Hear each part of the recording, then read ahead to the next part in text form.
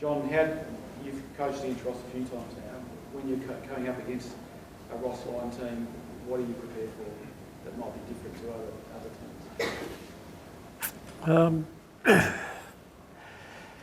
Well, I suppose the first thing is it depends on the team he's coaching. The Saints, he had a really strong group, talented group, and heading towards being a mature group. And now he's got a group that have got a good blend of maturity and youth. I think that he's got an exciting team, and we know they're going to be disciplined and well drilled, and a real tough opponent. A lot of people, when they go in against Sandilands, tend to prepare to lose the knock and try and take control at ground level. You've probably one of the few in a position where you've got a ruck brigade that might like to compete against him. How would you tell Nat Nui and Cox to approach him on something?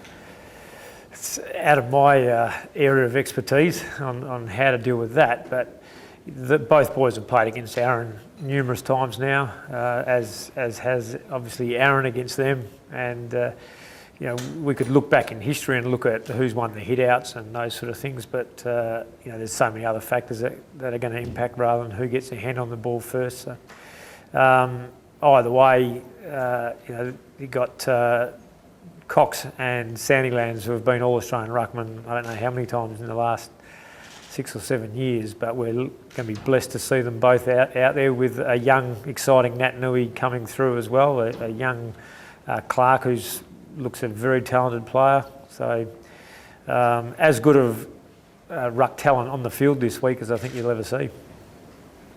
John Ashton Hams has finished that 2-week suspension. Is he at the point yet where he's an automatic selection to you? With our availability of our current squad, he's elevated himself up to being almost at that level. So, obviously with some of those more senior forwards that are out injured, Ashton's grabbed his opportunity early this season and performed really well. So, certainly deserves to be considered to come straight back in. You two came in sort of smiling. You've got a bit of a history back in the Carlton days. Did you keep in contact during that time, or is it once you went off in your directions it wasn't? No, just bump into each other at some of the coaching meetings and various things over times, and when our clubs have played each other, but that's about it. Do you remember who you bought at Carlton? What you were like in the box? You both did numbers. We were tucked away up in the... No one knew what we were doing, tucked up in the corner of the gym. We're in the back blocks. How much have you had to do with each other since you coming to bring up? How much have you had to do with each other? How much have you seen each other? Much at all? None in particular, but we've got a really healthy civil relationship.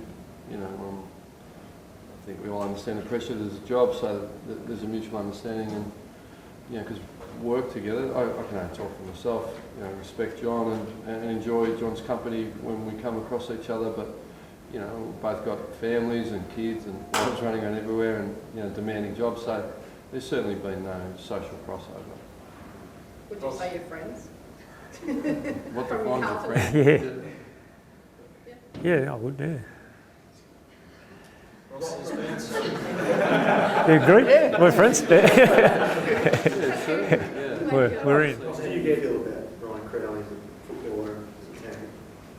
I've been impressed with Ryan in what he's achieved in his footy career through some pretty dark days early on for him. He had to fight through being off the list and finding back via rookie, and it's credit to him. And it was well documented that if it was accurate, that Ross challenged him in terms of what he could bring to the team, and he accepted the challenge. He's delivering for Fremantle, so I respect all players that I see go out and make something of themselves, especially if they're not the natural or the greatest talent going around. That a lot of players have to work their butts off to survive in this game, and he's certainly done that. Do you think he goes about things the right way in terms of the team? Yeah, absolutely. And if he doesn't, he gets penalised like everyone else. Do you expect him to go to Daniel Kerr on Sunday? Not my call. So Daniel doesn't think his form warrants it, but I don't think that's Daniel's call either. What did you made Daniel's comments the other day? He felt that he wasn't getting enough protection off the ball. Daniel said that he was asked a question and he was talking about Gary Ablett.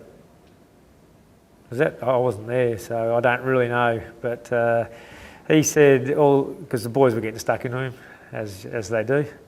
And he said, I was talking about Ablett, you know, he's like, Ablett getting held or whatever, so whatever.